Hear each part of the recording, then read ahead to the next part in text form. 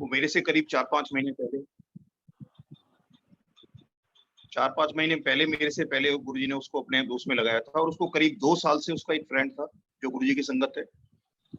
वो उसको उसकी परेशानियां पता थी उसको। वो बार-बार बोलता था कि भाई इधर-उधर धक्के खा रहा है, जाके गुरुजी के यहाँ जाके मत्था टेक ले। लेकिन 2 साल उसको लगे। जब सब जगह से हार गया, ये सियाने, धिमाने, पंडित, ये सब इन सब से जो है वो सारे उपाय कर कर के हार गया, तब वो लास्ट वो गुरुजी के यहाँ गया। तो जिस संगत के थ्रू उसको बुलाया था, वो 3 फ्रेंड थे। तो उसमें एक फ्रेंड था, उसको भी बार-बार वो बोलता था, और इसको मनोज को भी बोलता था कि भाई ऐसे-ऐसे गुरुजी के यहाँ चलो। क्योंकि जब हम जिससे हमारा रिलेशन होता है, दोस्ती होती है, रिश्तेदारी होती है, तो उसकी अच्छे बुरे का हमें पता लगता रहता है कि उसके साथ क्या अच्छा चल रहा है, क्या बुरा चल रहा है। तो जब हमें कोई चीज मिलती है दुनिया में कि भाई हमें कोई अच्छा कुछ मिल गया, तो हम सबसे पहले वो अपनों को बांटना चाहते हैं। जिससे हमारा वास्ता होता है, जिससे हमारा रिश्ता होता है, हम चाहते हैं कि उसको भी, अगर हमें कोई खुशी मिली है तो हम चाहते हैं। वैसे तो कहते ही हैं कि रिश्तेदारियों में इसमें जो है कई दफे आपस में वो ज्यादा होता है कि किसी को ज्यादा खुशी मिल जाए तो उससे दुख ज्यादा होता है, लेकिन होता नहीं है ऐसा। अगर वाकई में वो सच्चा रिश्तेदार है, सच्चा दोस्त है, सच्चा पड़ोसी, सच्चा परिवार का है, तो वो दूसरे की खुशी के लिए काम करेगा। तो वो दोनों दोस्तों को बोलता था, उसको मनोज को भी बोलता था, एक उसका और साथी था उसको भी बोलता था। तो जो दूसरा था वो उसका अपना बिजनेस था, तो जब भी उसको बोलता था वो बार बार उसको वो करता जी आज वो फलानी पार्टी आ रही है, उससे पेमेंट लेने जाना है, किसी को ये करना है, मतलब वो हर बार टाल देता था। उसकी हेल्थ इश्यू था, उसको परेशानी हुई। एक दिन उसको मेदांता में लेके गए इमरजेंसी में। वहां जाके उसके टेस्ट वेस्ट कराए तो उसको पता लगा कि उसकी 3 ऑलरेडी जो है ना ऑलमोस्ट क्लोज है, ब्लॉक है, और एक भी बहुत ज्यादा क्लियर नहीं है। तो डॉक्टर ने उसको बोला वहां टेस्ट वेस्ट करने के बाद में कि जी ये चलता फिरता बॉम्ब है, कभी भी फट सकता है, तो आप इमीडिएटली जो है ना इसको एडमिट करा दो, इसका ऑपरेशन होना जरूरी है, मस्ट है इसमें। वो जो वो डलती हैं, स्टंट डलती हैं।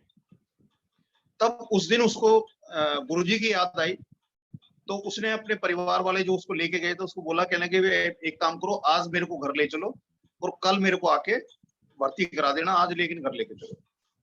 वो जल्दबाजी में उसकी इमरजेंसी में उसको लेके गए थे पेन की वजह से, तो उसका मोबाइल घर पे रह गया था। तो वो रास्ते में सोचता आ रहा है कि मैं घर जाके सबसे पहले जो है ना उसको, जो नागर था उसका दोस्त जो बार बार गुरुजी के बारे में बोलता था, कि उसको जाके मैं फोन करूंगा कि भाई गुरुजी के यहाँ मेरे को लेके चल। मतलब हमारी जिंदगी में एक ऐसा मुकाम आता है, ऐसा पॉइंट आता है कि वहां हम सारे दरवाजे बंद होने के बाद एक दरवाजा खुला मिलता है। जैसे एक शब्द में चलता है कि एक राजा था, उसके कोई संतान नहीं थी, उसने किसी से उपाय पूछा तो उसने बताया कि कोई ब्राह्मण का बच्चा हो और वो अपनी खुशी से वो दान कर दे और उसकी बलि तुम दे दो, देवता को बलि दे दो, तो वो जो है तुम्हारे यहाँ पुत्र योग बन सकता है। तो उसने, राजा ने मुनादी सारे उसमें अपने इस राज्य में कराई। तो एक ब्राह्मण था, उसके 6-7 लड़के थे, बच्चे थे मतलब। तो सबसे छोटा बच्चा था, वो सिर्फ पूजा पाठ और ध्यान में रहता था, बाकी कोई काम धंधा नहीं करता था। गरीबी बहुत ज्यादा थी, क्योंकि पुराने जितने भी आप व्याख्यान सुनोगे उसमें यही शुरुआत होती थी कि एक गरीब ब्राह्मण था। कभी भी सेठ ब्राह्मण के बारे में कभी नहीं सुना होगा आपने। तो वो भी उसमें भी जो शब्द में जो व्याख्या है उसमें भी है कि वो गरीब ब्राह्मण था, उसकी गरीबी भी बहुत ज्यादा थी, बच्चों को जैसे तैसे करके वो पाल रहा था। तो उसने सोचा चलो अगर इसको दान करने से, राजा को देने से अगर ये बाकी बच्चों का भला हो जाए, तो उसने अपनी इच्छा से राजा को जो है ना उसको दान कर दिया। राजा ने जो भी उसके बदले में दिया उसके परिवार को वो दे दिया, और राजा ने उसको अपने पास रखना शुरू कर दिया, उसको अच्छे अच्छे कपड़े पहनाने, अच्छा खाना खिलाना। तो जो मुहूर्त आने वाला था, जिस दिन उसकी बलि देने का था, देवता को बलि देने का था, तो राजा ने सोचा कि भाई मैं राजा हूं, जब न्याय करता हूं तो जिसको मृत्यु दंड भी दिया जाता है तो उसकी अंतिम इच्छा जरूर पूछते हैं। तो उस बच्चे से बोला कि भाई तुम, मैं कल जो है तुम्हें बलि देना है, तो तुम ये बताओ तुम्हारी अंतिम इच्छा क्या है। तो उसने बोला कि जी ऐसे से मेरे को जो है ना वो नदी में किनारे ले जाना, मेरे को स्नान करना है, और उसके बाद जो भी आपने करना है वो कर लो। पहले तो उसने मना ही किया था कि जी आपने मेरे को खरीद लिया तो मेरी इच्छा का कोई वास्ता ही नहीं है, तो आप जैसा चाहो वैसे करो। करे नहीं मैं राजा हूँ, तो अपनी अंतिम इच्छा बताओ। तो उसने इच्छा बता दी। अगले दिन वो राजा उसको लेके गया नदी किनारे। वो नहा धो के उसने जो है वो रेत के ऊपर जो है 4 ढेरियां बनाई। 4 ढेरियां बनाई जैसे बच्चे घर बनाते हैं नॉर्मली, रेत के जो बनाते हैं, उसमें से फिर एक ढेरी ढा दी, उसमें से दूसरी ढा दी, तीनों ढेर ढा के और चौथी ढेरी को उसने साष्टांग प्रणाम किया और वो खड़ा हो गया। राजा की समझ में नहीं आया कि बच्चा है, इसने ढेरियां बनाई, अगर ढानी होती थी चारों ढाता, लेकिन तीन को ढा दिया, एक को ये प्रणाम कर रहा है, तो इसका कोई राज है? तो उसने पूछा कि भाई तूने ये क्या किया, ये कौन सा खेल है? तो उसने कहा महाराज आप क्या लोगे इससे, आप एक काम करो, आपने जो करना है, मेरी बलि देनी है, आप दे दो, मुझे कोई दिक्कत नहीं। राजा कहने लगा नहीं भी पहले मेरे को ये बता, ये तूने कर क्या है? तो उसने बताया कि किसी भी इंसान के चार आश्रय होते हैं। पहला होता माता पिता का, दूसरा होता राजा का, तीसरा होता देवता का, और चौथा होता है वो एक ओंकार प्रभु का। तो कह रहे माता पिता जो मेरे आश्रय थे, उन्होंने अपनी खुशी से अपनी गरीबी दूर करने के लिए मेरे को आपको सौंप दिया, भेज दिया। राजा जिसकी वो पूरी प्रजा संतान होती है, आप मेरी बलि देना चाहते हो, आपका भी आसरा खत्म हो गया। देवता जिसको आप बलि देना चाहते हो, मेरी बलि लेने को तैयार है, तो उसका भी आसरा खत्म हो गया। तो एक चौथा आसरा बचा है प्रभु का। तो मैंने उसको बोला कि तीन जो मेरे आश्रय थे जिंदगी के, वो तो मेरे साथ नहीं है, तो अब तुम्हारा ही आश्रय है। तो राजा का जो ये भाव सुन के कि एक बच्चा, छोटे से बच्चे के अंदर इतना मतलब पॉजिटिविटी है, तो उसने कहा कि हो सकता है इसकी बलि देने के बाद भी मेरे यहाँ संतान हो या ना हो, इसकी तो कोई गारंटी नहीं है। तो उसने उसी को अपना पुत्र मान लिया और उसी को पालना शुरू किया और बाद में उसी को राज देके चला गया। तो बताते हैं उस समय का उसका जो राज था, उस बच्चे का राज जो था, वो राम राज था, क्योंकि उसके ऊपर जो प्रभु थे, जो एक निरंकार, एक ओंकार है, ओम है, उसकी कृपा थी। तो तीन आसरों को तो उसने पहले ही नमस्ते कर ली थी, चौथा जो आसरा था उसी का विश्वास किया, भरोसा किया, तो उसने उसको जिंदगी में उसको दिया भी, उसका राजा का मन परिवर्तन किया और किया। तो उस लड़के के साथ भी यही दिक्कत थी कि जब तक वो उसको बोल रहा था, उसको दोस्त उसकी समझ में नहीं आ रहा था, पर जब उसको लगा, क्योंकि हमारी जिंदगी में सबसे ज्यादा जो मूल्यवान चीज है वो है जिंदगी। सारी दुनिया की दौलत एक तरफ कोई लेकर जिंदगी मांगने लगे तो कोई जिंदगी देने को तैयार नहीं होगा, उस दौलत को ठुकरा देगा। और सब कुछ देके भी अगर उसको जिंदगी का एक पल भी मिल रहा है तो वो खरीदने को तैयार हो जाएगा, लेकिन ऐसा संभव नहीं है। तो उसकी पोजीशन ये थी कि डॉक्टर ने बता दिया चलता फिरता बॉम्ब है और कभी भी ये फट सकता है। तो उसको उसकी याद आई कि गुरुजी के यहाँ जाएं। फोन उसका हो नहीं पाया, लेकिन जब वो घर पहुंचता है तो वो नागर जो था, प्रतीक नागर, वो उसका जो दोस्त था, एक लड़के को लेके उसके घर पे बैठा हुआ। यानी कि गुरुजी का तरीका है कि कैसे कब किसको अपने दर पे बुलाना है, साक्षात कब दर्शन करने। क्योंकि जब तक हमारे अंदर अहम मैं और ये दुनियादारी का जो ज्यादा ये पड़ा रहता है, आंखों पे पट्टी पड़ी रहती है, तब तक जो है ना हम वहां तक सोच भी नहीं सकते, जाना तो बहुत दूर की बात है। तो उसके साथ भी वही चीज हो रही थी। वो उसने जैसी वो मिला तो उसने कहा कि भैया मेरे को जो है ना ऐसे गुरु जी को ले चलो। तो एम्पायर स्टेट में गुरु जी के यहाँ उस दिन संगत का दिन था, तो उसको वो कैरी करके लेके गए थे। मतलब वो अपने पाँव पे भी नहीं चल रहा था और उसको कई दिनों से वो खाना पीना भी उसका बंद था और शरीर में इतनी जान नहीं थी कि वो अपने पाँव पे चले। वो जैसे तैसे करके उसको वहां गए, वहां उसको बैठाया गया, जैसे सारी संगत नीचे बैठती थी, गुरुजी गद्दी पे आके बैठते थे। तो जब वहां चाय प्रसाद हुआ, उसने चाय प्रसाद भी पिया। उसके बाद जब लंगर के हुआ तो चारों की वो लगती थी, वहां चार संगत को एक थाली मिला करती थी। यानी कि छोटे बड़े का, जाति पाति का, ये सारी चीज खत्म हो जाती है। हमें पता ही नहीं हमारे साथ तीन लोग कौन बैठा, गुरुजी ने बैठा दिए, और उन तीनों की क्या समस्याएं, क्या परेशानी है, उनके हेल्थ इशू क्या है, कुछ पता नहीं। लेकिन गुरुजी उसको वो करते थे। किसी परिवार वाले कई दफे सोचते थे कि हम एक साथ लेके चलें, कि बहुतों को ये शुरू में हम देखते थे, बहुतों को इस चीज का बड़ा अजीब लगता था कि वो किसी के साथ अपना खाना शेयर करें, यानी कि झूठा, एक दूसरे का झूठा ले। लेकिन गुरुजी अहम और वहम वो दोनों को खत्म करते थे, तो चारों को एक थाली में बैठाते थे। तो उसमें ऐसे भी ओकेजन आए कि मालिक और उसके साथ में उसका ड्राइवर या उसके नौकर जो है वो भी साथ में बैठ के लंगर कर रहे एक ही थाली में। यानी कि मालिक को नीचे डाल दिया और उसको इतना ऊंचा कर दिया, दोनों को एक लेवल पे लाके खड़ा कर दिया। तो वो एम्पायर स्टेट में वो हम देखते थे। तो वहां उसको लंगर किया उसने जैसे तैसे करके, उसके अंदर जो उसके हिस्से की 2 चपाती प्रसाद हुआ करते थे उस समय हर संगत के साथ में, तो वो उसने जैसे तैसे करके फिनिश किया। पर वो गया, उसको कैरी करके ले गए थे, लेकिन वो जैसे अपने पाँव पे वो चल के वहां से आया अपने घर पे। अगले दिन घर पे जाके उसने बोला कि अब जाके मेरे को कहीं भी आप भर्ती करा दो। अगले दिन फिर वो हॉस्पिटल ले गए वहां मेदांता में, और मेदांता हॉस्पिटल ले जाने के बाद में उन्होंने वो वापस टेस्ट वगैरह किए उन्होंने, टेस्ट किए तो उन्होंने उसमें टेस्टों में देखा कि 3 उसकी ऑलरेडी नॉर्मल है और चौथी में छोटी सी प्रॉब्लम है, मतलब बिल्कुल उल्टा हो गया। तो जब वो ऑपरेशन के लिए वो कर रहे थे तो टेस्ट रिपोर्ट देखने लगे तो जो नरेश त्रेहन डॉक्टर थे वो बताते हैं कि उसने जब ऑपरेशन की तैयारी सारी हो चुकी है, उसने देखी रिपोर्ट्स वगैरह, तो उसने देखा कि भाई इसको तो कोई प्रॉब्लम नहीं है जिसके लिए तुम ऑपरेशन करना, और तुम तो वैसे ही किसी को मतलब वो कर दिया। तो उन्होंने पिछली रिपोर्ट दिखाई, जो उसके जूनियर डॉक्टर थे उन्होंने पिछली रिपोर्ट दिखाई, तो उन्होंने रिपोर्ट में देखा कि पहले ये रिपोर्ट थी, दूसरी रिपोर्ट में इतना चेंज, तो एक रात का बीच में फर्क था, मतलब एक दिन पहले और एक अगले दिन के लिए जिस दिन भर्ती कराई एक रात का फर्क था। तो डॉक्टर ने उससे पूछा, कह लगे जी आपने कोई और भी दवाई ले रहे हो क्या? तो उसने बताया कि जी दवाई तो कोई नहीं ली, ऐसे ऐसे गुरुजी हैं उनके यहाँ मैं गया था कल, उसके बाद से मेरे को भी थोड़ा कंफर्टेबल लग रहा है। तो वो पूरी टीम को लेके गुरुजी के यहाँ आए थे ये देखने के लिए कि ऐसी कौन सी शक्ति है, ऐसी कौन सी ताकत है जो एक रात में फेट चेंज कर सकती है। और उसके बाद जैसे बताते हैं कि त्रेन जो अंकल हैं वो अपनी वाइफ को लेके आया करते थे और वो ठीक से खड़े नहीं हो पाते थे, तो गुरुजी ने उनको जो है नचाया था अपने सामने, अपनी उसमें एम्पायर स्टेट में नाचने के लिए, और अपने पाँव पे नाचे थे। तो वो इतने नामी डॉक्टर सब कुछ था, लेकिन उनकी वाइफ का भी जो है ना गुरुजी ने कल्याण किया। और उनको बुलाने का तरीका कैसे हुआ कि उनकी एक संगत जो काफी टाइम से मतलब गुरुजी का आदेश हो रहा था, उनका दोस्त उनको बार बार बोलता था, लेकिन वो उसके पास वो बहाने लगाते थे जाने के लिए, लेकिन उसके हालात ऐसे कर दिए, उसको हेल्थ ये हार्ट की प्रॉब्लम करी, मेदांता में गया, तो उसको तो गुरुजी ने अपने साथ जोड़ा ही, साथ में उस डॉक्टर को भी साथ में जोड़ दिया। मतलब कड़ी से कड़ी कैसे जुड़ती है, उसका सारा परिवार, उसका जो यारे प्यारे होंगे, उनको जब ये पता लगा हो कि एक रात में जो है ना इस तरह का चेंज हुआ, तो उनके मन अंदर की अवस्था भी जो है चेंज होने लगती है।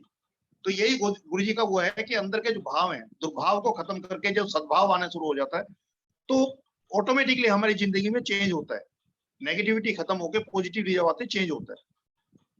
मैं था गुरुजी के यहाँ जाने से पहले करीब 44 साल की उम्र तक मैंने एक लहसन नहीं खाया कभी। तो मेरे दोस्तों में अक्सर उनके घरों में लहसन हुआ करता था, तो हम जैसे कभी खाना खाने बैठते तो मेरे लिए वो बड़ी प्रॉब्लम होती थी। तो मेरे दोस्तों ने कई बार बोला कि अभी तेरी वजह से कई दफे जो है ना मैं बड़ा मुश्किल में झेलनी पड़ती है, और मेरे इन लॉज के यहाँ भी जो ना लहसन का वो चलता था, लेकिन मेरे वजह से वो बैन हो जाता था। मैंने अपनी खुशी से अपने मन करके जो है ना लहसन खाने की कोशिश की, भाई इनकी समस्या दूर हो जाए। एक बार होली पे उसके लहसन के वो पकौड़े मैंने खाए अपने मन से, आधे घंटे बाद सारी उल्टी हो गई, जितना खाया हुआ था सब कुछ उसके साथ निकल गया। एक बार फिर मैंने कोशिश की, लेकिन मैं खा नहीं पाया। और लहसन की इतनी वो थी कि कोई चाहे उसको पानी बना के डाल दे, मेरे सामने आने से पहले मैं उसको बता देता इसमें लहसन है, मतलब इतनी स्मेल होती। और हर तरह से सबने कोशिश कर ली, लेकिन मेरे से लहसन नहीं खाया गया, और कभी खा लिया तो मेरे पचा नहीं। लेकिन गुरुजी के यहाँ इस तरह का कोई विचार नहीं है, वहां लहसन भी प्याज भी वो सब कुछ है, क्योंकि प्रसाद के अंदर ना आपका अन्न है, ना मीठा है, ना नमकीन है, ना खट्टा है, ना ये आपका जो बीमारियों की जो परेशानियां हैं वो कुछ नहीं है। जब गुरुजी को भोग लग गया तो उसके बाद उसका प्रसाद के रूप में अगर आप लेते हो तो उसमें कुछ भी नहीं है। इवन आप नवरात्रे रखते हो तो उस समय भी अगर प्रसाद आप ले रहे हो तो उसमें आप अगर ये देखते हो इसमें अन्न का है, तो इसका मतलब आपका जो मन है वो पूरी तरह से जो है ना स्थिर नहीं है, अभी भटक रहे हो, डोल रहे हो उसके अंदर, झूला झूल रहे अपने उसमें।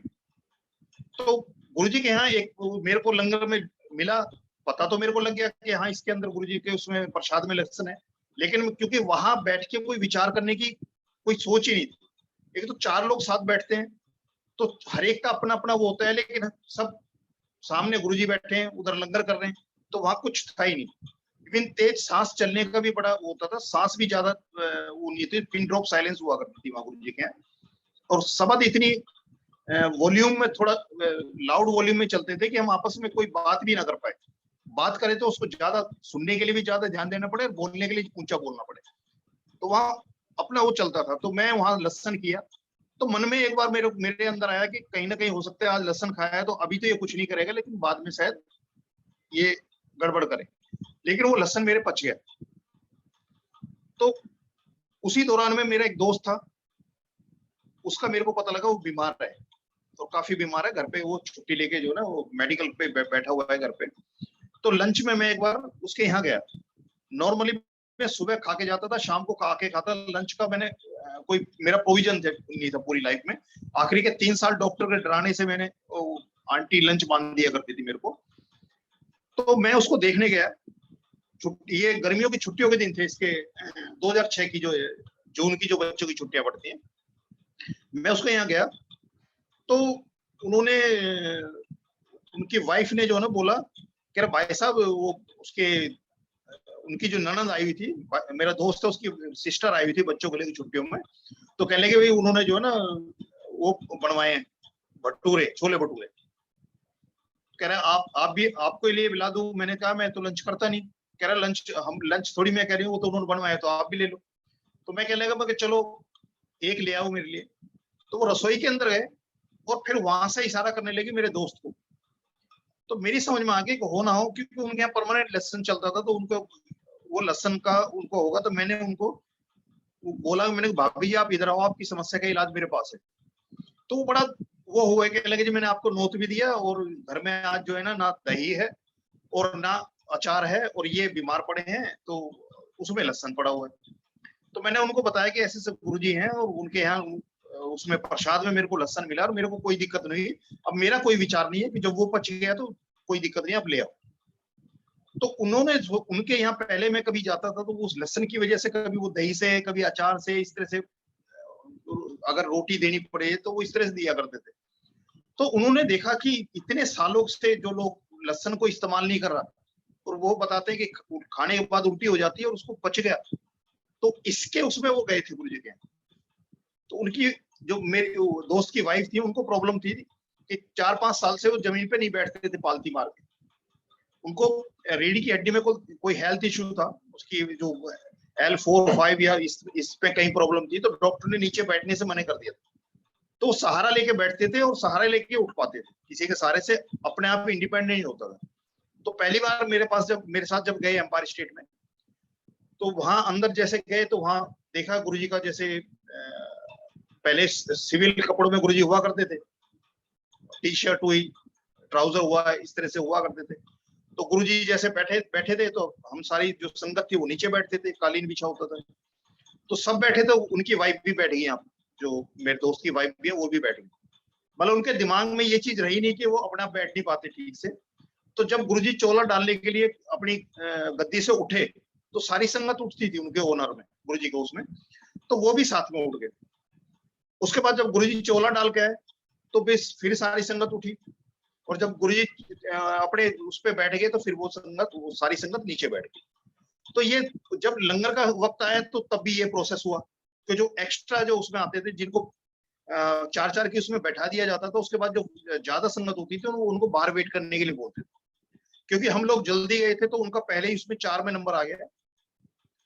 लंगर करके फिर वो उठे, उठने के बाद वो उस दिन का तो प्रोसेस हो गया, लेकिन उसके बाद नेक्स्ट टाइम जब मेरी मुलाकात हुई उनसे, तब उन्होंने बताया अपना एक्सपीरियंस कि मैं तो 4-5 साल से नीचे बैठ ही नहीं रही थी, आलती पालती मेरी लगती नहीं थी, मैं सोचा ही नहीं मैंने, और मुझे समझ में नहीं आया कि वहां मैं कैसे बैठ गई और कहाँ बिना सहारे के उठ भी गई, फिर बैठ गई, फिर उठ गई, फिर बैठ गई, फिर उठ गई। कह ये 3 बार ऐसा प्रोसेस रहा, और मेरे को बाहर आके ये समझ में आया कि मैं कैसे वहां बिना किसी सहारे के उठना बैठना मेरा इतना आसानी से हो गया। और उनकी जो मेजर एक जो प्रॉब्लम थी, जो 4-5 साल से वो कैरी कर रहे थे अपनी लाइफ में, वो चीज खत्म।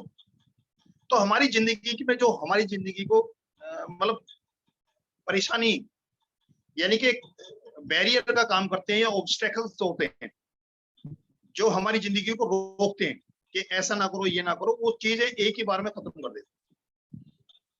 ये उनके साथ हुआ। उसके बाद वो जो घर में बैठ के जाप कर रहे थे, ध्यान लगाया उन्होंने, तो उनको दिखाया कि गुरुजी साक्षात आए हैं, उनके राइट हैंड में जो ना चपाती प्रसाद रख के चले गए। तो मेरे से फोन पे पूछा, कहने के भाई साहब ये ऐसे मेरे को दिखाई दिया, क्या हुआ? मैंने कहा, उन्होंने कहा कि लंगर करो आके, क्योंकि अपनी मर्जी से वो जाते थे अपने हिसाब से। तो उसी के उसमें क्या था कि उनकी जो सिस्टर आई हुई थी वो भी बड़े मंदिर गुरुजी के यहाँ जाने लगी, उनके दर्शन किए गुरुजी के, उनको अच्छा लगा। छुट्टियां खत्म हो गई, अपने घर चली गई। जो मेरा दोस्त है उसकी सिस्टर जो है ना अपने घर गई नोएडा।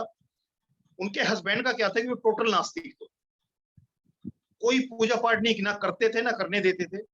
इवन वो बहन जी ने एक बार वो किसी उसमें गए थे कीर्तन में, तो वहां से इसकी वैष्णो माता की जो है कोई मूर्ति उनको मिली प्रसाद में, वो घर लेके आ गए। तो उन्होंने एक स्थान, तो उनके घर में कोई पूजा पाठ का कोई स्थान नहीं था, पर उन्होंने एक जगह एक आले में वो रख दी मूर्ति।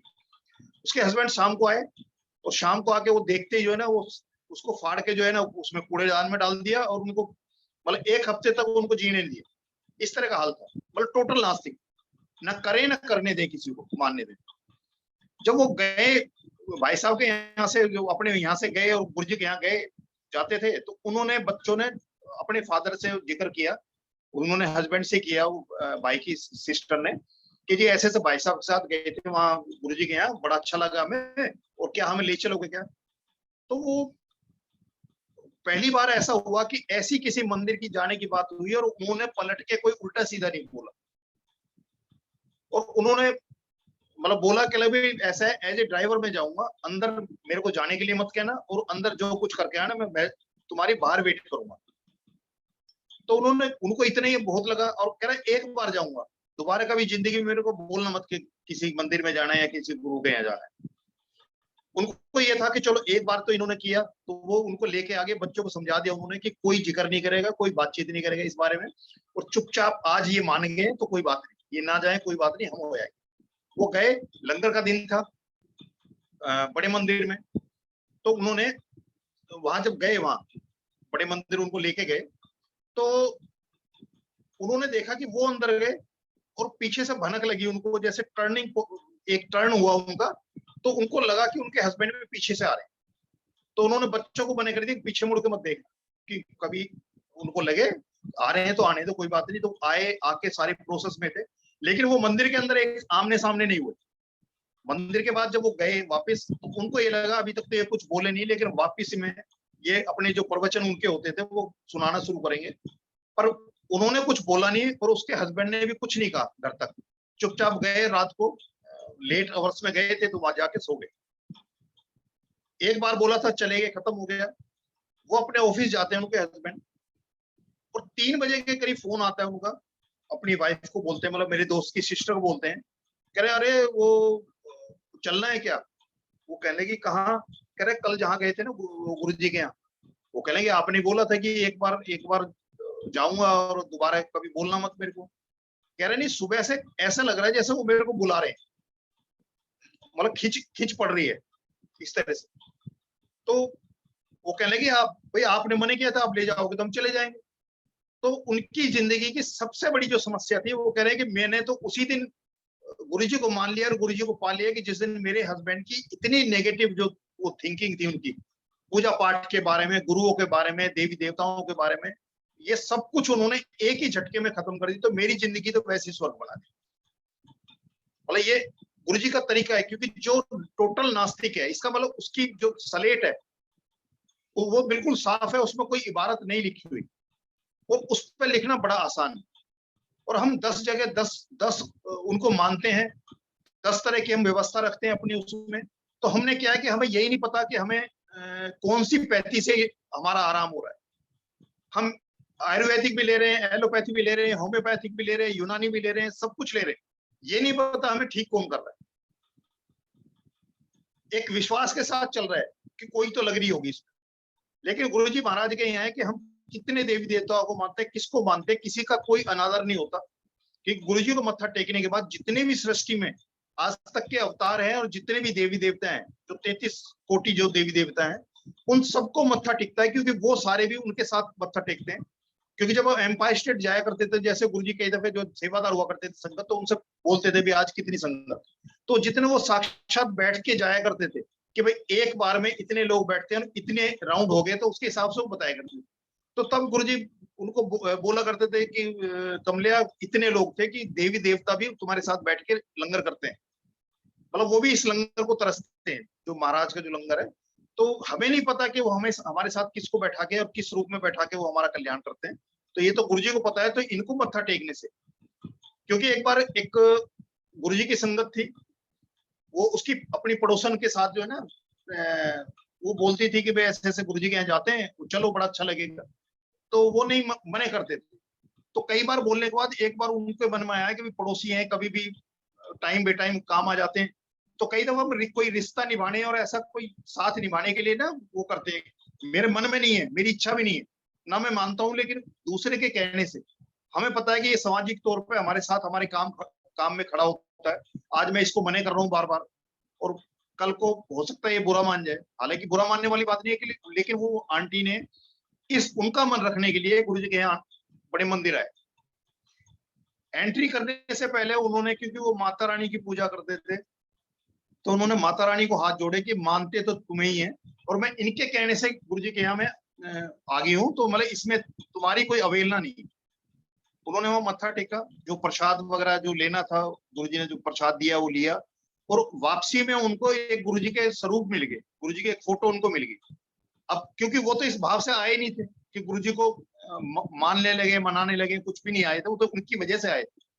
तो उन्होंने जब बाहर निकले तो उनको बोला कि अभी ये ऐसे से फोटो दे दी मेरे को, तो अब मैं इसका क्या करूं। तो उन्होंने कहा भाई जहां और तुमने देवी देवताओं का स्थान बना रखा वहीं इनको भी विराजमान कर दो। तो वो गए और जाके उन्होंने जहां उनका पूजा का स्थान है वहां उनको रख दिया। सुबह जब नहा धो के, जैसे हमारा नियम होता है, पहले मेरे साथ भी था कि सुबह अर्ली मॉर्निंग पहले उठो, नहा धो के पूजा पाठ करो, तब ये सारे करके हनुमान चालीसा, ये रामबाण वगैरह, काली वगैरह, ये सबको जो जितनों को मैं मानता था सबको पूछता था, तब जाके जो है ना कहीं अन्न का दाना मुंह में लेता। तो उन्होंने भी जैसे वो पूजा के लिए गए, धूप बत्ती अगरबत्ती जलाई, उन्होंने जोत जोत जलाई, और जैसे ही वो आंख बंद की हुई थी, उन्होंने जैसे ही आंख खोली तो उन्होंने देखा कि सामने जो उनकी दुर्गा की मूर्ति लगी हुई है उसमें गुरु जी के दर्शन हो रहे हैं। अब उन्होंने सोचा कि कल मैं फोटो ला के रखी है तो शायद इसकी रिफ्लेक्शन उसका पड़ रहा है। उन्होंने, उनकी नजर गुरु जी की फोटो पर गई तो उसमें उसके दुर्गा माता के दर्शन हो रहे हैं। अब उन्होंने गुरु जी की फोटो को कई बार इधर उधर एंगल से चेंज करके देख लिया, लेकिन दुर्गा में गुरुजी और गुरुजी में दुर्गा जो है ना वो दिखाई देनी बंद नहीं हुई। तो मेरे साथ ऐसे हुआ। तो उन्होंने बताया कि अभी भी तुम्हारी समझ में नहीं आया कि मत्था चाहे गुरुजी को टेको चाहे दुर्गा को टेको, टिकना गुरुजी को ही। यानी कि थी माता रानी से कि मैं मानती तो तुम्हें ही हूँ, पर इनके कहने से मैं आई हूँ, पर मेरा कोई भाव नहीं है इनके साथ। तो ये गुरुजी ने उनको साक्षात एक ही बारी में जो है ना ये बता दिया कि किसी को भी मानने से किसी की अवमानना नहीं। इससे पहले हम जिनको भी मानते हैं उनका कोई अनादर नहीं है, क्योंकि ये है कि सब उसी वहीं से निकले हैं। एक ओंकार ओम निरंकार महाशिव जो है, ये सारे ब्रह्मा विष्णु महेश जितने भी अवतार हैं, ये सब कुछ देवी देवता सब उन्हीं से निकलते हैं, उन्हीं में समाते हैं। तो जब उन्हीं को मत्था टेक, सारे उनको मत्था टेकते, तो हमने जब उनको मत्था टेक लिया तो हमारा मत्था ऑटोमेटिकली सबको टिक गया। जैसे देसी भाषा में बोलते हैं कि हाथी के पांव में सबका पांव। ये कहते हैं कि जानवरों में सबसे बड़ा पांव हाथी का होता है, अगर उसके पांव में किसी का पांव आ गया तो सबके पांव उसमें समा जाते हैं, तो यही उसमें है। तो गुरुजी को मत्था टिक गया तो सबको मत्था टिक गया। ये नहीं कि हम देवी को मानते हैं, हनुमान जी को मानते हैं या विष्णु को मानते हैं, किसी को मानते हैं तो इनको मानने से किसी का अनादर होता है, बल्कि उन सबको भी मत्था टिकता है जिसको हम मत्था टेकते हैं। फिर उनके हस्बैंड को गुरुजी ने अपने पास लगा लिया चरणों में, और उनको कहने की जरूरत नहीं पड़ी कि उनको हमें लेके चलो, क्योंकि उनको साथ में लगा दिया। और बहुत बड़ी बड़ी मतलब 20-20, 25-25 साल की हमारी पूजा को एक ही झटके में गुरुजी ना अपने उससे उसका फल दे देते। एक अंकल थे, हमारे से पहली संगत है, उनके फादर थे, वो 25 साल से राधा स्वामी थे। तो उन्होंने गुरुजी के यहाँ आना शुरू किया, तो वो उसके फादर दिल्ली में रहते थे, इकलौते बेटे थे वो, और उन्होंने नोएडा शिफ्ट कर लिया अपने बिजनेस की वजह से। तो उनके अपने फादर को बोलते थे ऐसे गुरुजी के यहाँ चलना बड़ा अच्छा लगेगा, तो वो कहते हैं मेरे तो अपने गुरु हैं, मैं तो अपने गुरुओं को मनाता हूँ, तो भाई मैं तो अपने गुरु को देख ले, मैं तो मेरे पास तो गुरु है, मैं तो उनको मनाऊंगा। तो जब बार बार वो कहता था, क्योंकि गुरुजी जब जिसको बुलाना होता है तो उसको संदेश भी जाता है। जैसे आपके सामने कोई इंसान पड़ेगा तो आपके अंदर से एक भाव पैदा होगा कि इसको गुरुजी के बारे में बताओ, गुरुजी का सत्संग सुनाओ, तो ये अंदर से चलता है, एक प्रोसेस है, गुरुजी का बुलाने का तरीका है। तो वो अब उनके बेटे ने उनको बोला, तो एक दिन उन्होंने सोचा चलो भाई एक बार इनके गुरु के यहाँ भी देख लेते हो, तो गुरुजी के यहाँ गए। एम्पायर स्टेट में, वहां जाके प्रोसेस किया, लंगर किया। लंगर के बाद में वापसी में अपने बेटे से बोल दिया कि भाई तेरे कहने से एक बार मैं यहाँ आ गया, लेकिन आगे कभी जिंदगी में मेरे को मत बोलना। बेटे ने कुछ रेस्पॉन्स नहीं किया। उसके बाद उनको कोई प्रॉब्लम होगी और बड़ा सीवियर उनको अटैक वगैरह आया। उनको खबर मिली, वो वहां से नोएडा से दिल्ली आए और आके उन्होंने हॉस्पिटल में अपने फादर को एडमिट कराया। और एडमिट कराते ही गुरुजी का फोन आ गया उनके पास में, और कोई सेवा गुरुजी ने बख्श दी कि भाई ये सेवा करो बड़े मंदिर में आके। वो अपने फादर को उसमें आईसीयू में एडमिट करा के वो बड़े मंदिर गुरुजी की जो सेवा बख्शी थी उसको करने के लिए आए। उस सेवा में उनको शाम हो गई। अब शाम होने के बाद में उन्होंने होगा कि अब तो लेट हो गया, अब वहां तो आईसीयू में तो कोई मिलने नहीं देगा, तो वो सीधे घर चलेगी कि सुबह जल्दी उठ के जो है ना उसमें हॉस्पिटल चला जाऊंगा फादर के पास में। सुबह जल्दी उठ के जैसे ही वो तैयार हुए, फिर वो गुरुजी का फोन आ गया कि भाई तुमने जो है वो जो सेवा की थी उसमें ये कमी रहेगी, मतलब चंगे अच्छे से नहीं की। और फिर गुरुजी ने बड़े मंदिर उनको सेवा के लिए बुला लिया। वो तैयार हो रहे थे अपने फादर को देखने के लिए हॉस्पिटल के लिए, और उसी उसमें चले गए, गुरुजी की सेवा में चले गए। फिर उस दिन उनको शाम होगी। तीसरे दिन भी यही हुआ। और तीसरे दिन जब शाम को वो उस सेवा से फ्री हुए, तब उन्होंने सीधे वो उसमें गए, हॉस्पिटल गए। उनको लगा कि फादर ये सोचेंगे कि भाई मेरे को हॉस्पिटल में मरने के लिए छोड़ के और मेरे को चलता करेगा। 3 दिन से उसने मुंह नहीं दिखाया। जब वो शाम को पहुंचते हैं अपने फादर के पास में, तो जैसे ही फादर के पास गए तो फादर जो है ना रोने लगे। तो उनको लगा कि भाई फादर यही कह रहे होंगे कि इकलौता बेटा है और इसको इतना ही ख्याल है मेरा कि यहाँ मेरे को जमा करा के और 3 दिन से गायब है। लेकिन उनके फादर ने बताया कि जैसे ही पहले दिन वो एडमिट करा के वो निकला है, ऐसे ही गुरुजी आ गए हॉस्पिटल में उनके पास। तो गुरुजी ने बोला कि ले मैं तो आ गया, तो वो तेरे वो गुरु कहाँ है, उनको बुला जो जिनको तू 25 साल से पूछता है। वो कहने लगा कि गुरुजी मैंने सबको अरदास कर ली, कोई नहीं आया। तो गुरुजी ने बोला कि मैं तो आ गया, बाकी को मतलब कि उसको है। और कह रहा है जैसे ही गुरुजी ने ये आके मेरे से बातचीत की है, उसके बाद से मेरे अंदर का जो बीमारी का होता खत्म हो गया। मैंने डॉक्टर से बोला जी अब जो करना है कर लो और मेरे को कुछ नहीं होना, मतलब अंदर एक विश्वास उनका पक्का हो गया। उसने वहां से जब वो डिस्चार्ज हुए, तो उन्होंने सबसे पहले गुरुजी के यहाँ चलने की बात की कि सीधा पहले मेरे को घर ले जाने से पहले गुरुजी के यहाँ चल। तो उस दिन एम्पायर स्टेट में गुरुजी की संगत लगती थी, जैसे बृहस्पति शुक्र शनिवार इतवार 4 दिन हुआ करते थे वहां। तो उस दिन संगत डे था। उस दिन जब गुरुजी के पास जब वो पहुंचते हैं वहां मत्था टेकते हैं, तो गुरुजी ने वो जो अकेले में उनके साथ उसमें हॉस्पिटल में बात की थी, वो फिर संगत के सामने उनको बोला, फिर मैं तो आया सीगा वो तेरे गुरु किथे हैं जिन्होंने 25 साल नु मनांदा है। तो वो कंफर्म किया गुरुजी ने कि वो एक वहम या कोई वो नहीं था, उनको ऐसा नहीं था कि उनको कोई सपना आया कुछ आया हो। तो साक्षात गुरुजी उनके पास गए थे, जो बातें वहां की थी वही सारी संगत के सामने उनसे वो बोला। तो गुरुजी ने एक उसमें कैसे जोड़ते हैं झटके में, क्योंकि मैं जिसके यहाँ अपने दोस्त के लिए गया था, बालाजी के भगत थे, गुरुजी के यहाँ आने से पहले की मैं बात बता रहा हूँ। मैं भी डायरेक्ट गुरुजी के यहाँ अपने किसी परेशानी के लिए लेके नहीं गया था। और 14 साल पहले मेरे को गुरुजी के बारे में बताया था, उसका मैं बताता हूँ कि एक बालाजी के भगत के उसके पास मैं अपने एक दोस्त को लेके गया था। उन्होंने कोई उपाय करा था तो उसका ठीक हो गया वो सारा।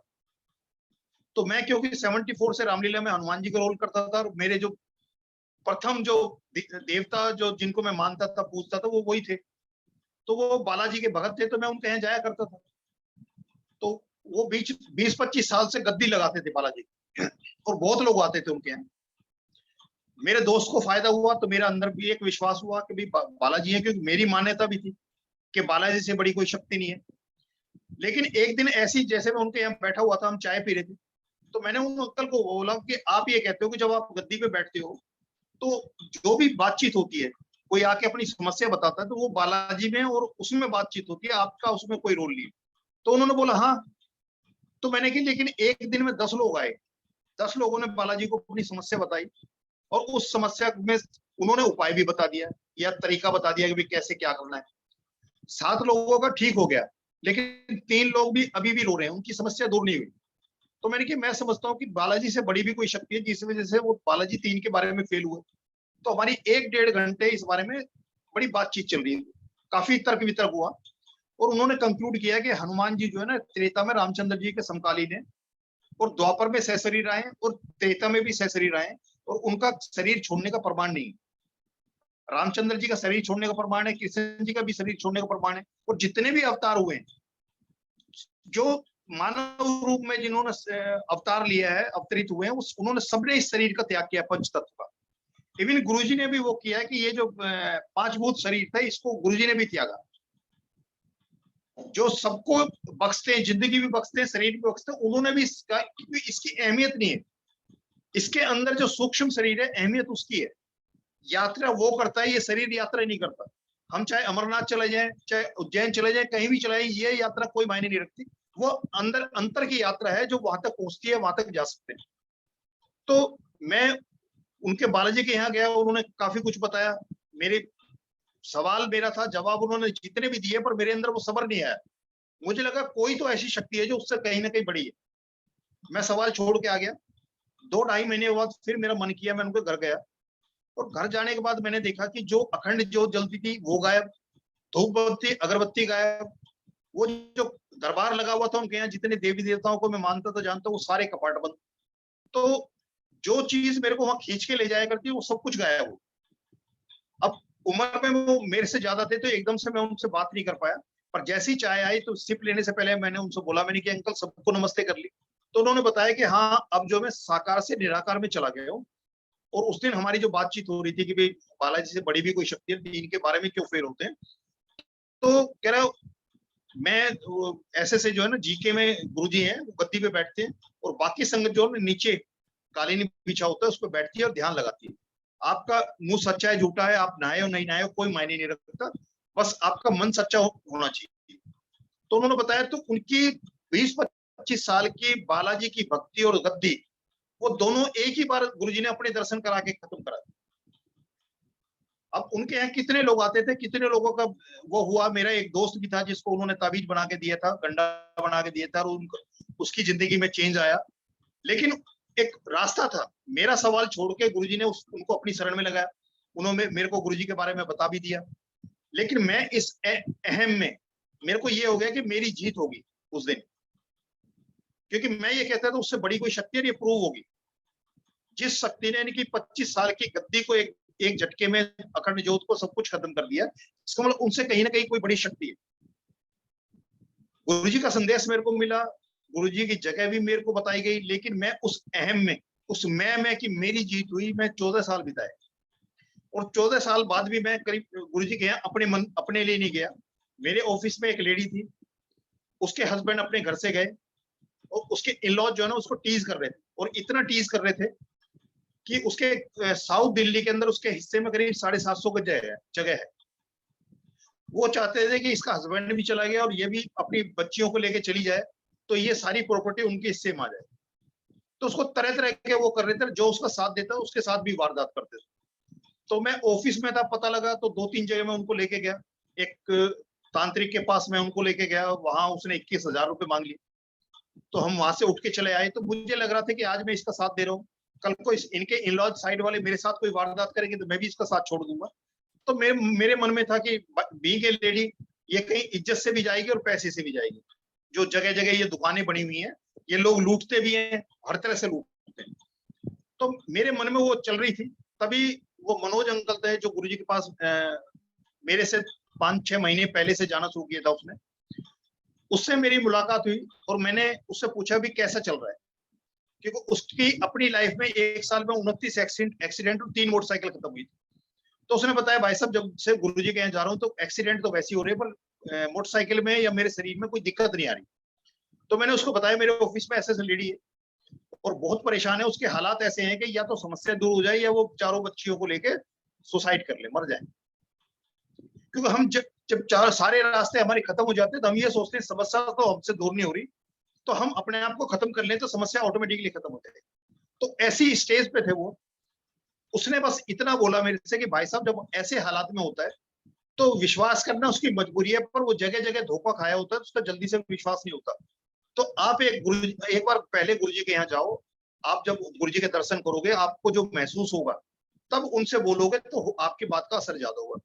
तो मैं उनके लिए गुरुजी के यहाँ मैं गया था।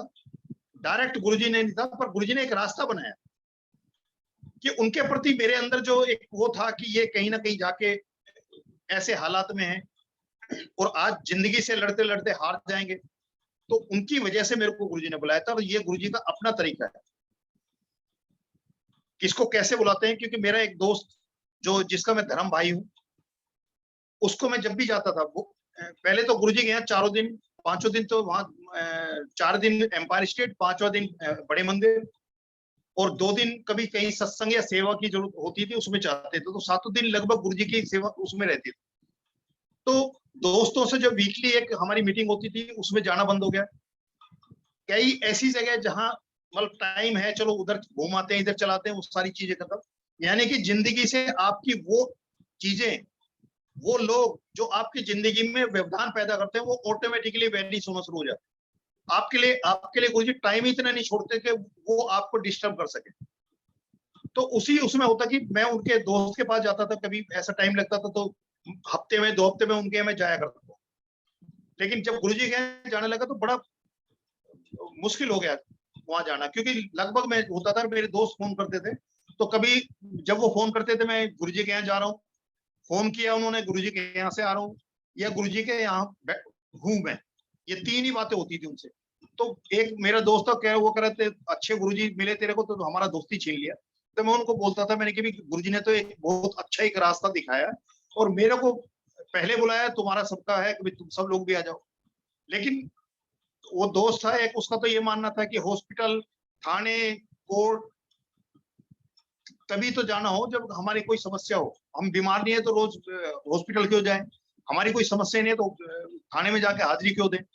तो उनको यही था कि जब कोई समस्या होगी तब चले जाएंगे, तो अच्छा नहीं है। जबकि हम छोटे से हमारे पिताजी ये बुलवाते थे कि सुख में दुख में सिमरन सब करें, सुख में करे न कोई, और जो सुख में सिमरन करे तो दुख पाए कोई। जब दुख आएगा तब तो मतलब सुख सब याद आते हैं, लेकिन अगर हम सुख में ही उसका सिमरन करना शुरू करें तो दुख आएगा ही नहीं। और आएगा तो हमें उतना परेशानी नहीं कर पाएगा जितना दुख की जो ग्रेविटी है ना, वो जैसे गुरुजी के यहाँ होते हैं कि जैसे ही मत्था टेक तो 90% वो कर्म काट देते हैं। अब 100 किलो वजन हमारे सिर पर रखा हुआ है, गुरुजी ने 90 किलो उतार के रख दिया, तो 10 किलो वजन हमें वो वजन नहीं लगेगा। जो हमें 100 किलो वजन हमारी जो टांगे कपा रहा था, वो हमारा वो 10 किलो वजन उतना नहीं होगा। तो यही है कि समस्याएं तो होंगी, लेकिन गुरुजी की कृपा से वो इतनी डाइल्यूट हो जाती हैं कि हमारी वो समस्या नहीं लगती। तो वो जो दोस्त था मेरा, उसका मैं धर्म भाई भी हूँ, उसके यहाँ जाता था कभी, तो गुरुजी का अपना जो तरीका था कि उसके यहाँ जो सत्संग मेरे को सुनने को मिलते थे, वो गुरुजी के यहाँ सत्संग सुनाया करता था। पर उन्होंने कभी मेरे से नहीं बोला कि गुरुजी के यहाँ जो है एम्पायर स्टेट लेके चलो या बड़े मंदिर लेके चलो, कभी नहीं सुना। लेकिन एक बार मेरे को पता लगा उनके मदर हिमाचल से थे, तो हिमाचल से वो दिल्ली आए हुए थे, तो पता लगा वो बीमार है। और बीमार क्या थे कि उनके सीधे पांव में एक घाव हुआ था और वो घाव ठीक नहीं हो रहा था। जब मैं उनको देखने गया था तो मेरे को पता लगा कि घाव इतना गहरा था, 3 बड़ी पट्टियां दवाइयों की भर के दवाइयों से, और उसके अंदर घुसाया करते थे डॉक्टर। और डॉक्टर ने बोल दिया था कि ये अगर इसी तरह से घाव बढ़ता गया तो इनके जो ना टांग काटनी पड़ेगी, अदरवाइज ये पूरे शरीर में फैल सकता है। तो जब मैं उनके पास गया तो पहला 12 मार्च 2006 को जो मेरे को गुरुजी के पहले स्वरूप मिले थे, वो मेरे पास थे मौजूद उस टाइम। तो मेरे अंदर एक भाव आया, वो वहां की भाषा बोलते थे, हिमाचल की ज्यादा हिंदी इतना बोलते नहीं थे लेकिन समझ लेते थे। तो मेरा भाव आया, तो मैंने उनको बोला, मैंने कि आंटी ये मेरे गुरुजी हैं, आप इनको रखो और आपको कहीं भी कोई दर्द हो तो इनको दिखाना और कोई भी समस्या इनको बताना। मैंने कि इनके जो ये फोटो है ना, इसमें भी वो सुनते हैं, देखते हैं, और आपको जैसे पाँव में दर्द है तो ये पाँव में लगा दे, इनको लगा ले। तो ये उनको मैं बोल के चलाया। उसके बाद ना फोन पे मेरी बात हुई, मुझे नहीं पता उनकी चोट ठीक हुई नहीं हुई, वो दिल्ली में है या दिल्ली से वहां हिमाचल चले गए, मेरे को इसका भी नहीं पता था। पर एक दिन मैंने अपने दोस्त को फोन किया, मैंने उसको फोन किया तो उसने बताया जी मैं गाँव आया हूँ, छुट्टी में गाँव आया हूँ।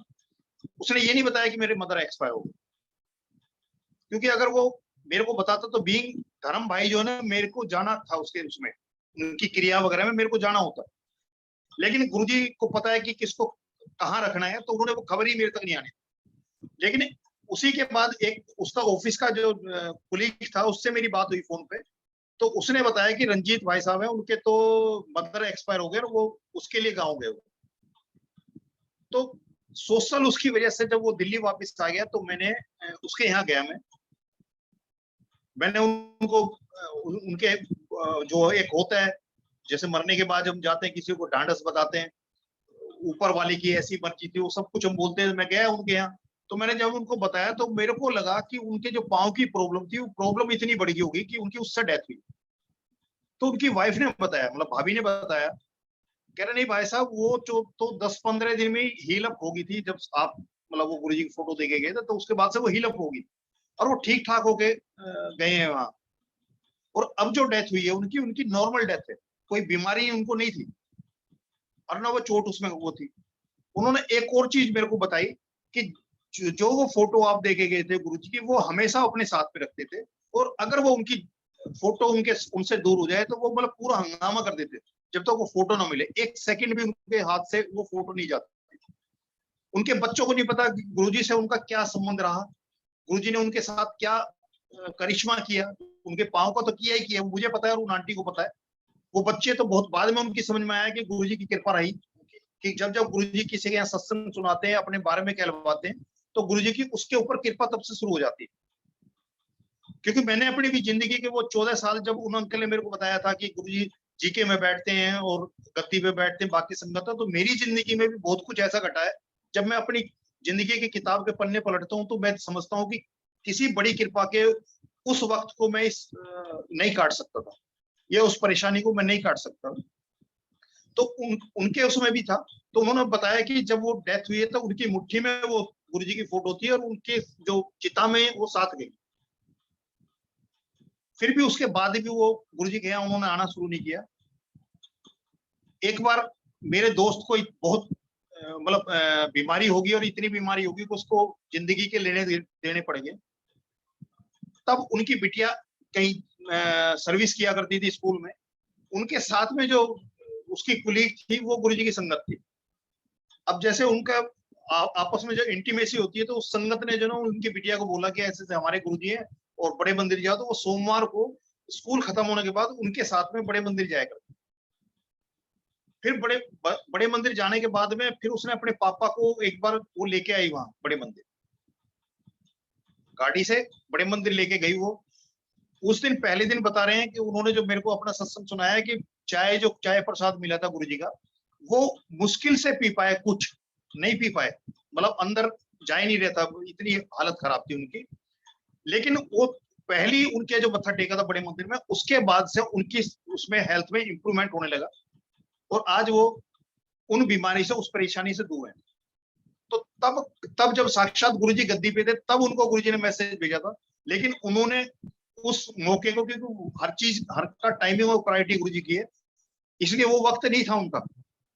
जैसे मेरा वक्त नहीं था 14 साल पहले, ऐसे ही उनका भी वक्त नहीं था।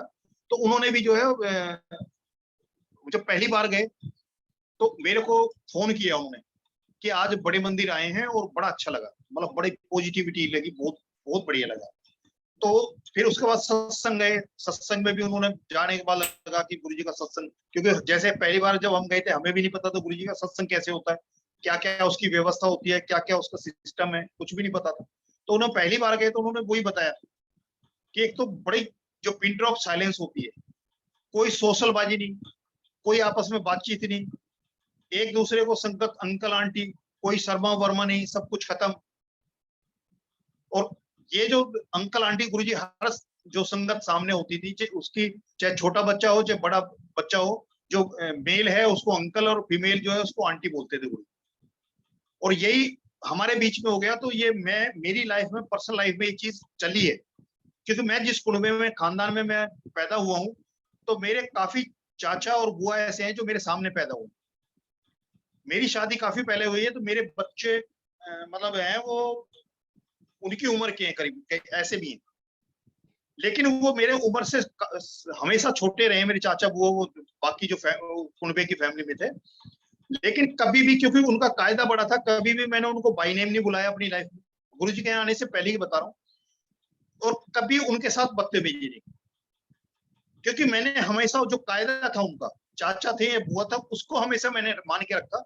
उनकी उम्र को मैंने कभी तवज्जो नहीं दी। और यही गुरुजी के यहाँ था कि गुरुजी जब छोटे से बड़े को अंकल आंटी बोलते थे कि हमने अपने सामने वाले को अपने से कायदे में बड़ा कर लिया, तो हमारी जुबान में, हमारी नजर में, हमारे व्यवहार में ऑटोमेटिकली अदब आ जाएगा। हम बोलने में भी संभल के बोलेंगे, नजर भी हमारी, क्योंकि कुदरत ने ये नजर जो है ना, नजर एक जोड़ी दी है हमें। माँ को भी उसी नजर से देखना है, बेटी को भी उस नजर से देखना है, बहन को भी उस नजर से देखना है, पत्नी को भी, बाहर की दुनिया में जो भी है उनको सबको भी उस नजर एक ही है। लेकिन जैसे ही जो रिश्ता सामने आता है उसका नजर का भाव बदलता है। तो जैसे ही आप अपने से बड़ा सामने वाले को मान लिया, तो वो अगर उस भाव में आप बह गए तो आप उनसे गलत बातचीत नहीं कर पाओगे, कभी गलत नजर नहीं डालोगे, कभी कुछ नहीं है। तो गुरुजी ने एक ऐसा अंदर वो है कि आप उस रिश्ते को भी अंदर से अगर आपने धारण कर लिया, जो सामने मुंह से बोल रहे हो वो रिश्ते को भी धारण कर लिया, तो आपकी जिंदगी की 99% जो परेशानी है सामाजिक, ये जो हाय तौबा होती है एक दूसरे में, उसको जो है वो चीजें खत्म हो जाए, यानी कि पॉजिटिविटी वाली बात है। तो इसलिए जो अंकल आंटी जो बोलते हैं, तो बहुतों को बड़ी होती है कि हमारी तो उम्र कम है, आप अंकल या आंटी बोलते नहीं, कि हम कायदा बड़ा कर रहे हैं। और यही वजह थी कि एम्पायर स्टेट में भी, बड़े मंदिर में भी जेंट्स और फीमेल को अलग अलग नहीं बैठाया जाता, क्योंकि एक बच्चा अगर अपने अंकल और आंटी के साथ में बैठा है तो ना तो अंकल आंटी को परेशानी होगी, ना उस बच्चे को परेशानी। और हम एक दूसरे को जब अपने से बड़ा मानेंगे तो ऑटोमेटिकली हम जो है ऐसा कुछ गलत करने की सोच ही नहीं सकते, करना तो दूर है। तो गुरु जी की अपनी व्यवस्था है। तो मेरा जो दोस्त है वो अब जाने लगा, गुरु जी के मंदिर में जाने लगा, उसकी हेल्थ हो गया। अब उसके घर में एक बार में भी पीछे मेरा जाना हुआ था, तो मैं उसके घर गया, गुरु जी का बड़ा स्वरूप लगा हुआ है। अब वो पहले ही छूटते ही जब मैं बैठा, पानी प्रसाद, वो जल प्रसाद वगैरह उन्होंने दिया, तो उन्होंने सिर्फ गुरु जी की तरफ वो हाथ करके ये बोला कि मैं तो, गुरु जी ने मेरे को जिंदगी बख्शी है, और मेरे को ही नहीं बख्शी, उनके एक सिस्टर थे, वो बाय बर्थ ब्लाइंड है, और उनके हस्बैंड भी ब्लाइंड है, तो उनका 8 साल का बच्चा था, और उनकी सिस्टर उन्होंने बताया कि आईसीयू में थे। तो उनको पता लगा, तो कह रहे मैं जब जाने लगा आईसीयू में अपनी सिस्टर को देखने, तो मैंने गुरुजी से अरदास की, गुरुजी की फोटो के सामने, कि गुरुजी आपने मेरे को तो जिंदगी दे दी, और मेरी सिस्टर है वो भी ब्लाइंड है, और उनका हस्बैंड भी ब्लाइंड है, और 8 साल का उनका लड़का है, अगर ये चली गई तो ये इस बच्चे की जिंदगी खराब हो जाएगी, और मुझे नहीं पता आप ये मेरे को आपने ठीक किया, मेरे को जिंदगी दी है, तो उनको भी ठीक करना। कह रहा उस दिन मैं गया तो वो आईसीयू में था, मैं उनसे मिलकर आया। आईसीयू में क्या मिलना होता है, दूर से देखना होता है। कह रहा मैं उस दिन वापस आया हूँ, उस दिन के तीसरे दिन के अंदर जो है ना वो जनरल वार्ड में आ गए, उनकी जो सिस्टर थे, और जिस दिन हमारी बात हो रही थी वो घर पे आ गए। तो ये गुरुजी की कृपा है। उनकी सिस्टर उससे पहले ना गुरुजी के सत्संग में गए, ना गुरुजी के दरबार में गए, पर गुरुजी ने ये प्रूव किया हुआ है कि मैं अगर गुरुजी ने अपने शरण में बुला लिया, तो मेरे जिनसे दिल का रिश्ता है, वो मेरा रिश्तेदार हो सकता है, मेरा परिवार हो सकता है, मेरा पड़ोसी हो सकता है, मेरा वर्क प्लेस पे काम करने वाला हो सकता है, वो कोई भी हो सकता है जिसका साथ मेरा दिल का रिश्ता है, जिसकी खुशी में मैं शामिल होता है, वो मुझे अपने दुख में शामिल करता है। वो जो रिश्ते होते हैं, गुरुजी को पता है कि मेरे को जिसके दुख से दुख निकलेगा, तो भले ही वो गुरुजी को मानता है या जानता है, ये मायने नहीं रखता, क्योंकि मैं मानता हूं तो उसका दुख सुनने से मुझे दुख होगा, तो गुरुजी बिना उसके जाए, बिना उसके माने उस तक का भी कल्याण कर देते। ये गुरुजी की बहुत बड़ी कृपा है। आज तक कभी किसी भी उसमें आप देखेंगे, आप देखोगे अहोई का वो होता है, पाठ होता है, जो ये व्रत करते हैं, करवा चौथ का व्रत करते हैं, सत्यनारायण की कथा आपने सुनी होगी, उसमें जितने अध्याय हैं उसमें आज तक एक भी अध्याय किसी ने जोड़ नहीं पाया कोई। इतनी बार सत्यनारायण की कथा सुनी, उसमें जितने अध्याय, उसके बाद एक भी कोई अध्याय किसी ने खड़े होकर ये नहीं बोला कि मैंने सत्यनारायण की कथा कराई और मेरा ये कल्याण हो गया। एक बार मैंने मदर से बोला था कि अम्मा अम्मा मैं बोलता था, मदर को मैं बोला कि आप जो है वो करते हो, करवा चौथ के व्रत करते हो, और चले गए पहले पिताजी, और पिताजी की उम्र के लिए आप करते थे। तो मैंने बोला कि मुझे लग रहा है कि हर आदमी अपनी जो पूजा करता है वो दूसरे के लिए नहीं कर सकता, वो हमें खुद ही अपनी व्यवस्था और अपनी पूजा खुद ही करनी है, और इस रास्ते पे खुद ही चलना है। मैंने 25 ऐसे वो गिना दिए जिसमें आंटी जीवित है और अंकल चले गए, मदर को बोला। तो मैंने कि आपने इतने पूजा किया और मेरे सामने एक भी ऐसा नहीं लगा कि आपने बेमन से कोई करवा चौथ का व्रत किया है, और पिताजी पहले चले गए। तो मुझे ये लगता है कि ये व्रत तो आपके अपने लगे, अगर पिताजी को लगने होते तो वो उसमें होते। ऐसी ये करवा चौथ तो इसका होता है, अहोई का होता है। मेरे से छोटा वाला भाई चला गया तो मैं मदर को बोला, मैंने कि आपने उनके भी व्रत किए। तो मतलब उसमें एक भी अध्याय नहीं छोड़ा। लेकिन आज गुरु जी की संगत के गुरु जी इसका हाथ पकड़ लेते हैं, उसकी जिंदगी में हर पल गुरु जी का सत्संग शुरू हो जाता है। प्रैक्टिकल एक्सपीरियंस है, कब पता लगता है वो एक्सपीरियंस का, ये गुरु जी जानते हैं। कब किसको क्या सुनाना है, कब बताना है, ये गुरु जी का वो है। क्योंकि हमारे गुरु जी जो है वो प्रैक्टिकल गुरु है। वो थ्योरी वो नहीं करते, थ्योरी तो हम जैसे उसे लिखवाते हैं। वो जैसे दो बच्चे हैं, एक को मेडिकल की किताब पूरी पढ़ने को दे दो सारी दुनिया की, और एक से प्रैक्टिकल कराना शुरू कर दो। या कोई इंजीनियरिंग की किताब पढ़ने को दे दो और एक को उसको प्रैक्टिकल किसी मशीन को खोलना बांधना सिखा दो, उसका ठीक करना सिखा दो। जिसने प्रैक्टिकल किया है उसको अगर कोई ये कहेगा कि इसकी थ्योरी लिख दे, तो जिस स्टेप बाय स्टेप उसने वो प्रैक्टिकल किया है उसको वो लिखना शुरू कर देगा, वो थ्योरी लिख देगा। लेकिन जिसने थ्योरी पढ़ी है, अगर उसको रिंच वगैरह देके पेचकस देके उसको मशीन को कहेंगे इसको खोल दे बांध दे, तो वो नहीं कर सकता। ऐसी किसी डॉक्टर की पढ़ाई कर ली उसने लेकिन प्रैक्टिकल नहीं किया उसका, तो उसके हाथ में जैसी चाकू दोगे तो वो उसका हाथ कांपने लगेगा, उसको पता ही नहीं करना क्या। तो ये गुरुजी का है कि गुरुजी प्रैक्टिकल कराते हैं ना, प्रवचन देते हैं, और जितने शब्द और सत्संग सुनाते हैं उसमें हमारे हर सवाल का जवाब छुपा हुआ है। सिर्फ गुरुजी ने सुनने के लिए बोला है। गुरुजी ने कभी उसको ना तो जजमेंट करने की है, क्योंकि जो सत्संग सुना रहा है उस सत्संग करने वाले का गुरुजी का सीधा कनेक्शन है। अगर वो उसमें कोई चीज बढ़ा चढ़ा के सुना रहा है, कुछ गलत बयान नहीं कर रहा है, तो ये वो जानता है और गुरुजी जानते हैं। हम उसमें बीच में नहीं है कि उसको ये करें कि उसने ऐसा हो सकता है नहीं हो सकता, क्योंकि जहां मेडिकल लाइन खत्म होती है वहां से गुरुजी शुरू होते हैं। जहां हमारी साइंस की सोच खत्म होती है उससे कहीं आगे गुरुजी का वो है। क्योंकि आज तक वो साइंस नहीं बनी जो जिंदगी बख्श दे। अभी कोरोना का टाइम हमने गुजारा है, लोग मतलब पैसे के बोरे के भर भर के देने को तैयार थे, सारी जिंदगी की कमाई देने को तैयार थे, लेकिन उससे पार नहीं पाए। लेकिन जिस पे गुरु की कृपा है वो ऐसे फेज से भी पार उतर आए। ये मान के चलें कि आने वाला वक्त जो है, जैसे गुरुजी बोलते थे, आने वाला वक्त और भी माड़ा आने वाला है, मतलब और भी इससे भी बुरे हालात होने हैं। और जो आपका सिमरन है, जो आपका विश्वास है, वही इससे पार कर सकता है।